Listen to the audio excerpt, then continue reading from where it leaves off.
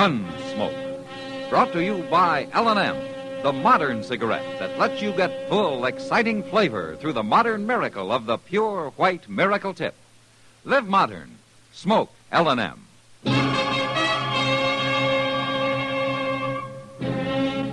Around Dodge City and in the territory on West, there's just one way to handle the killers and the spoilers, and that's with a U.S. Marshal and the smell of Gunsmoke.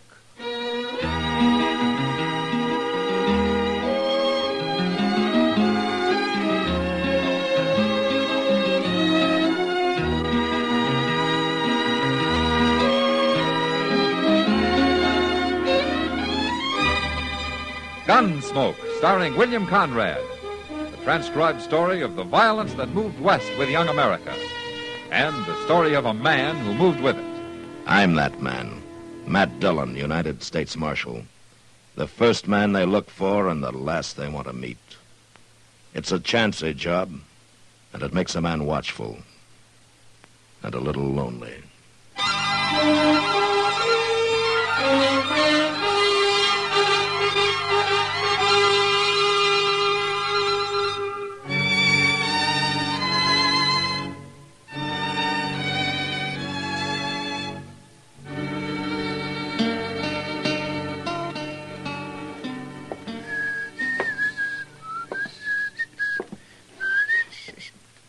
Well, my goodness. Now, if that sure don't beat all. What's the matter, Chester?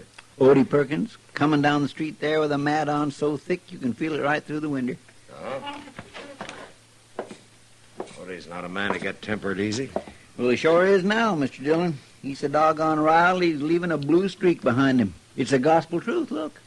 That can't be anything serious. Marshal Dillon. Morning, Odie. Marshal, I'm here to call on the power and protection of the law in all its majesty and might. Well, that's a pretty tall order, Odie. You got some reason for needing the law? Reason? I got reasons that go back as far as 15 years. Marshal, I want to swear out a complaint, injunction, a bench warrant, whatever it is it takes to get a certain low-life scum evicted from the premises, run out of Dodge, banished from the territory, and horsewhipped to boot if you can work it in somehow. What's a certain person done, Odie, to deserve that kind of It ain't what he's done as much as what he is, and I ought to knowed it long before this, but he sure had me fooled. You're not by any chance talking I'm talking about Brace McCoy. That's who I'm talking about. And I even hate to let his sneaking name soil my lips. Yeah, but Odie, you and Brace have been partners as long as I can remember. Oh, not no more. We ain't, not since this morning. Marshal, I want him throwed clean off the place. Now, wait a second, Odie. As I recall, you boys took up that homestead as joint tenants, huh? Brace has got as much right there as you have. Well, Marshal! Yeah, come in, Brace. We were just talking about it. I want to get a fella throwed off of my property, Marshal, and that's a fact. You're referring to Odie Perkins here, That's a fella, Marshal, but him and me ain't speaking, and that's a fact. you're gall darn tootin' we ain't. Not now nor never. I'll sign the papers now if you'll just read 'em up. I'll remind you, Marshal, I come here first. Fixing papers for Odie wouldn't be no use nohow. Little varmint can't write, and that's a fact. I can make as good a X as you can. I mean, he can. Now, wait a minute. Just look at him, Marshal. He ought to be ashamed of himself. A great, big blubber mouth that outweighs me twice again. And he comes in here sniveling for the law to help him out. Just He a keeps minute. prodding me, and I'm going to whop him good, and that's a fact. Not while I'm wearing this here six-gun. You ain't gonna whop nobody. I mean, he Will you ain't li- gonna. Will you shut up, both of you? Now, who started all this ruckus? It's personal, Marshal. Me, I'd rather not say. Uh-huh. Well, that's just fine. For 15 years, you've ridden together, finally took up land together, and all of a sudden you start sidling around with your hackles up, ready to throw lead at one another. And you won't even say why, huh? Just getting particular who I live with is all. I want him out of my house, Now, Marshal. get this straight, both of you. You own that farm jointly, and I got no legal reason to throw either one of you off. So until you settle your differences or sell out, you're going to make the best of it. I already offered to buy him out. I ain't budging, and that's a fact. All right. If you can't settle it yourselves, I'll settle it for you. Chester, Yes, sir. will you hand me those cards over there? Yes, sir. Here you are, Mr. Dillon. Yeah. Now, as I recall, you got a fair to middling house out there and a mighty good barn. Until you sell, you got to stay on the place to take care of the stock. All right. Now, one of you lives in the house and the other one in the barn, and you'll leave each other alone. Is that completely clear? All right, Brace, you cut first. High card takes his choice. Well, all right. 10. That's good. Ain't as good as a queen. All right, what's your choice, Odie? The barn. It smells better than McCoy. Odie, you come around my house, and I'll break you in half. That's a fact. Step 1 foot in my barn, I'll blast you full of holes. Now, remember what I told you, both of you. You leave each other alone. Guess I better get back out to my house. Good day. I'll be going to my barn now, Marshal. Much obliged. Why don't you stand in the breeze a little while, Odie? You might cool off a little. Well, I declare, if that don't beat all. I guess 'tain't nothing serious, so. It's not like him, Chester. I'm afraid it is serious. I just hope it don't get more so.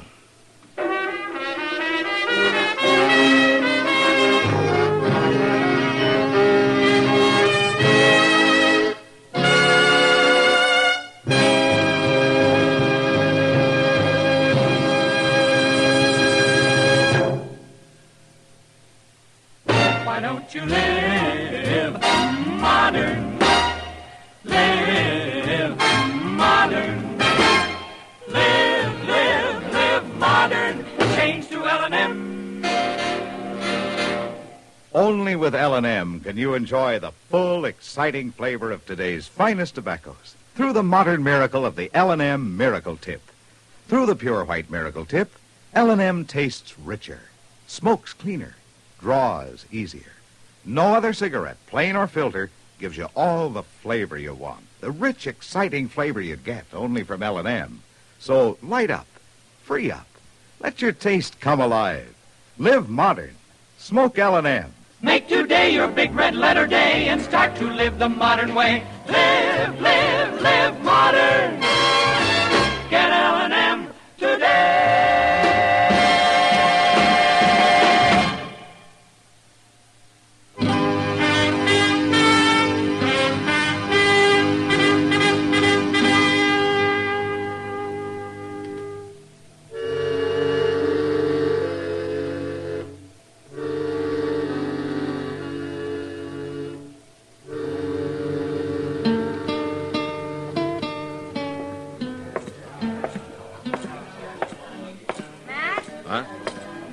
Oh, hello, Kitty. Well, you're as welcome as a hunter's moon through a tamarack bush. What? Now, you sound like a singing chief of the Cherokees. No, Kiowas. That's her tribe. Whose tribe? Summer Doves. She spent the afternoon helping me sew costumes. Summer Dove? Huh? You remember her, Matt. She's that Indian girl who left the reservation last spring and came into town to work for Ma Smalley at the boarding house. Oh, yeah, sure, I remember. She's a good seamstress. A real good cook, too, I hear. Oh? Yeah, she's sort of lost since Ma Smalley went back east. Hey, look. She did most of the work on this costume. Do you like it? Well, it doesn't look like that one took much sewing, Kitty. This is the kind where the sewing's important. Yeah. I guess a lot depends on it, huh? How about having a drink with me, huh? I tasted the morning wind from the south, and my heart beats the lark song. What's that? It means I'll have a drink with you. Oh, okay. Wait a minute, Kitty. Matt? Yeah, what's the matter, Doc? Well, man, I just drove in from up towards the flat. And I passed the McCoy Perkins farm on the way. Yeah? You better get out there, man, before those two kill each other. What do you mean? Why, they got a confounded war going on. One of them's barricaded in the barn, the other's holed up in the house. And they're firing bullets back and forth so fast, it sounds like the Battle of Shiloh. Now, I haven't heard from them for 3 days. I was hoping maybe they'd cooled off by now. Cooler? They didn't sound very cool when I came back. Kitty, it looks like you'll have to stretch out that lark song a little, huh? It's all right, man. Okay. Some other time.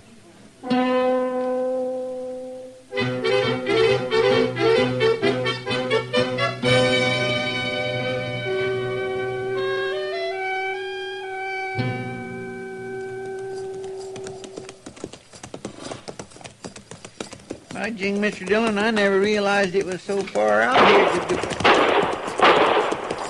Doc wasn't putting on none about it. Doggone if it don't sound like Shiloh. Blame fools, you'd think they were old enough to have better sense. Thank goodness now that's just too doggone close for comfort. I'll comfort him. Brain up, Chester.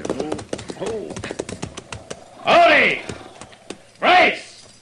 Matt Dillon, hold your fire, both of you! All right, come on, Chester. Let's go over to the barn first.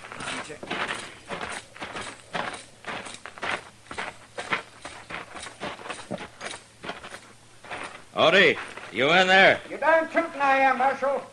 That big hunk of buzzard bait ain't about to dislodge me, neither. I am, though. I'll give you just 5 seconds to get that door open and come out here. Now, wait, Marshal. You heard me, Odie.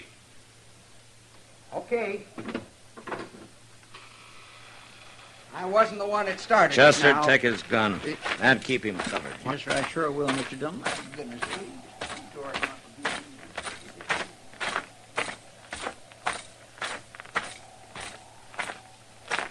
Brace, What do you want? you gonna open that door or you want me to shoot it open? Now, Marshal, I'll open it. Ain't no call to get all angered up, and that's a fact.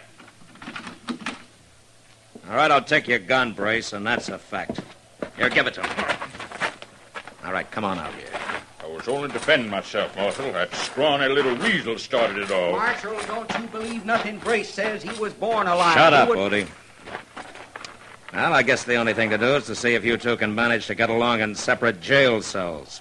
I'm putting you both under arrest for disturbing the peace. Oh, now, wait just a minute. What do you mean? Ain't nobody around here, Marshal. Whose peace we disturbed? Mine. Who? Come on, let's go.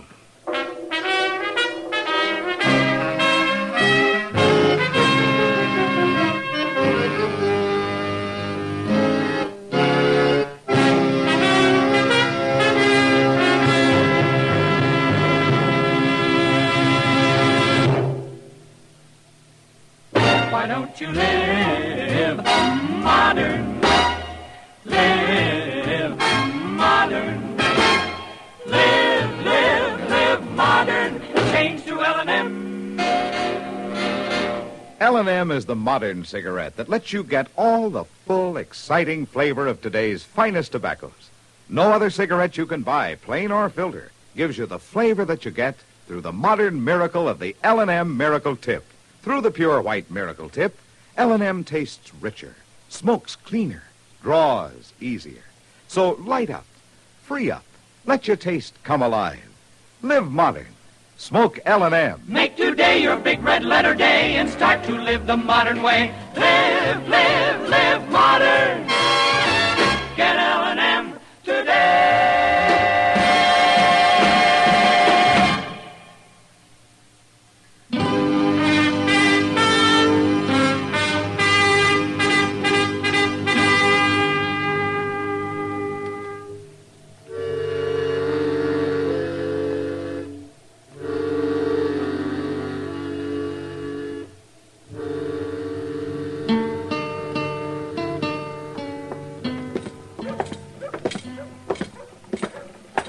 Oh, that's Doc's buggy tied up there, Mr. Dillon. Must be waiting for us in the office. Yeah. Oh, good morning, Matt. Morning, Doc. Hey, Chester. Hello, Doc. Well, I've got an hour to kill, Matt. Just time to beat the socks off of you in a game of chess. Board's all set up and... Oh, good, Doc. Let me take a look at my prisoners first, huh? Who is it, Matt? Odie Perkins and Brace McCoy. Is that so? Yeah, I'll be right back. Oh, morning, boys. Marshal. Well, how about it? You about ready to stop feuding? Sure. If Brace will get himself off my property, I will. I ain't even to budge, Marshal, and that's a fact. You kind of like it here, huh? Man can't go back on his principles, Marshal. He ain't got no more principles than a hungry coyote. All right, that's enough. You act like a couple of wet roosters. You can't even remember what the whole thing started about. I remember, all right. I'll tell you what it started about, Marshal. It started because Brace didn't figure I was fancying his victuals up enough to suit him. For a whole week, Marshal, he didn't fix nothing but flapjacks in the morning and how many grits at night? With side meat in 'em. Weren't side meat. It was sow belly and it weren't fit to eat. You know what he done, Marshal, when I put them grits on the table? He throwed 'em on the floor and tromped all over 'em with his boots on. That's all he was fitting for. I wouldn't throw victuals like that to the hog. I seen many a day you'd be glad for. Now, wait a minute. Is this the truth? Is this what this whole thing's all about? Well, it's what it started about. But it ain't what it's about now. Not anymore, it ain't, Marshal. No, sir. It's a lot more than that now. I come to realize I've been keeping a viper in my bosom. You can be mighty mistaken about a man, Marshal, and that's a fact. Yeah. But you two thought well of each other for years. Now, it seems to me a friendship like that ought to last over at least one fool argument. Brace McCoy ain't no friend of mine, not no more he ain't. Once I get out of this cell, I'm going to whop that little gopher to an inch of his life. Right across the sights of my gun. That's how I want to see All it. right, boys. All right. Just settle back. Looks like you're going to have plenty of time to think up names to call each other. Marshal, Yeah. how long you aim to keep us in this miserable old jailhouse? Well, you got some sense. Or die of old age. How they making out, man? Oh, like a pair of tomcats, Doc. I don't know what I'm going to do with them. I can't keep them locked up forever. For two nice fellows like them, they sure did turn mean awful sudden. Yeah, if you ask me, they're both probably aching to make up. Yeah. I've been thinking along those same lines, Doc. Seems to me they could have killed each other out there on the farm if they'd really been trying to. Of course they could. Why, they must have fired over 100 rounds at each other. Yeah, but if I let them out, they'll either kill each other by accident or kill somebody else. Unless they could... Yeah. Chester, Yes, sir. there's an Indian woman named Summer Dove somewhere around town. Kitty can tell you where she is. Go find her and get her over here as soon as you can, will you? All right, Mr. Dillon.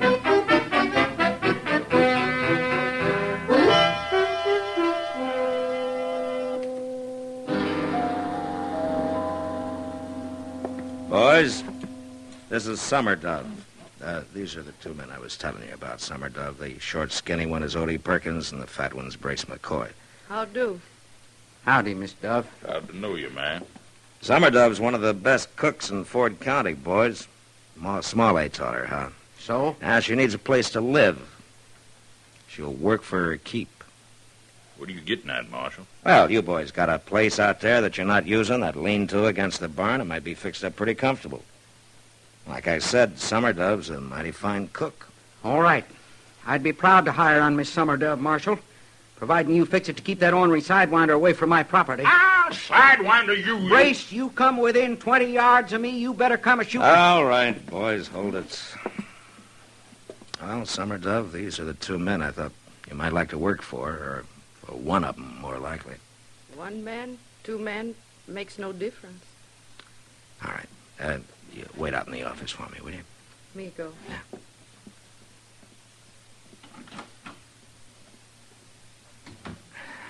Boys, if you can't come to any agreement, it looks like there's only one way to settle this.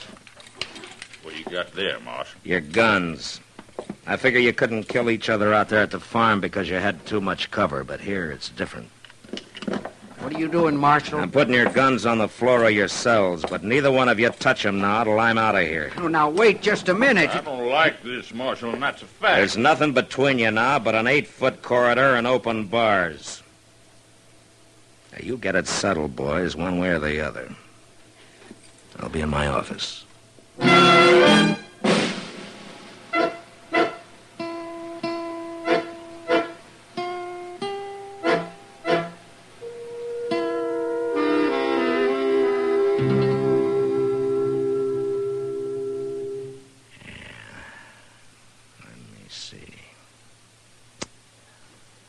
Yeah, I think that'll do it. Oh, Mate, Doc. doggone you, Oh, that was a sneaky move. Yes, it was, if I ever saw one. Yeah, it was. I swear I can't get over it, Mr. Dillon. Odie and Brace walking out of here that way, arm in arm, like there hadn't never been no crossword between them. Well, it's like Doc said, Chester. They were anxious enough to make up. All they needed was a push. Well, you sure did take a big chance, though, giving them their guns back. They didn't want to kill each other. Somebody just had to make them realize it, that's all. I wasn't taking much chance. He sure wasn't, Chester. Not the way he did it. Chester, you can ride out there tomorrow and take these guns to him, if you will, and see if Summer Dove's got herself settled down, huh? All right, Mr. Dillon. What do you mean, Doc? Not the way he did it. Just that, Chester. Matt doesn't take any chances. You don't call that taking a chance when they might have killed each other? Not with the blanks he made and put in their guns. He made blanks? Sure, like those actors use on the stage. What? Oh, of course, I figured what he was up to. He didn't fool me any. Well, you sure fooled me, Mr. Dillon. I was sitting here on pins and needles just waiting for the sound of death. Oh, you're an easy mark, Chester. You know, Doc, I was pretty sure about those fellas all the time. You were? Yeah. You see that whiskey bottle out there? Of course I see it. Why? Blanks, Doc?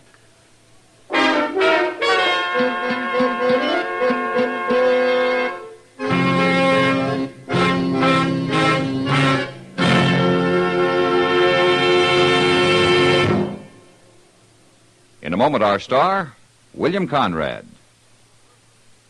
The world may indeed be shrinking, and people abroad are next-door neighbors, but there's still a lot of misconception and confusion on both sides of the ocean between these new neighbors. It's the kind of misconception and confusion that's cleared up best of all by personal contact, the contact of letters, for instance. There are many men and women abroad who realize they get a false impression of our country from local sources. They are eager to be in correspondence with individuals in this country. They're sure that in the easy give and take of letters, they'd find out what Americans are really like, how they really work and live. If you're interested in writing to one of those Europeans, send your name with a stamped, self-addressed envelope to Letters Abroad, 45 East 65th Street, New York, New York. That's Letters Abroad, 45 East 65th Street, New York, New York. Include information about your age, occupation, and interests to help toward the selection of a suitable correspondent for you.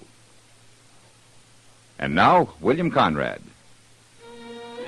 You know, there weren't too many formal burials on the frontier. Usually the dead man was just wrapped in his saddle blanket and laid away on Boot Hill. However, next week, Dodge City watches a formal burial, while the coffin contains nothing but rocks. And that was the West. Gunsmoke, produced and directed by Norman MacDonald, stars William Conrad as Matt Dillon, U.S. Marshal. The script was specially written for Gunsmoke by Les Crutchfield, with editorial supervision by John Meston. The music was composed and conducted by Rex Corey. Sound patterns by Ray Kemper and Bill James. Featured in the cast were Vic Perrin, Barney Phillips, and Peggy Ray. Harley Bear is Chester, Howard McNear is Doc, and Georgia Ellis is Kitty. Join us again next week for another specially transcribed story on Gunsmoke.